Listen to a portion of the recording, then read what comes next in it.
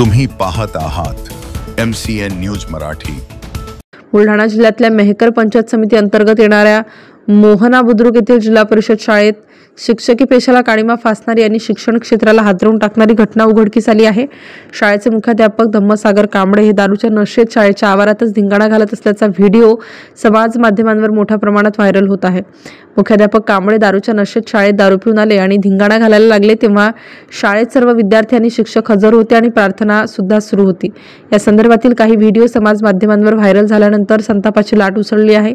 तर ग्रामस्थांनी या प्रकरणाचा निषेध केला असून शिक्षण विभागाकडून तातडीने कारवाईची मागणी ग्रामस्थांनी केली आहे। विद्यार्थ्यांना शाळेमध्ये गुणवत्तेचे धडे देण्याऐवजी मुख्याध्यापकच दारू पिऊन धिंगाणा करत असेल तर विद्यार्थ्यांनी यामधून काय आदर्श घ्यावा असा संतप्त सवाल पालकांमधून उपस्थित केला जात आहे। MCN न्यूज मराठीसाठी प्रमोद मिश्रा, मेहकर।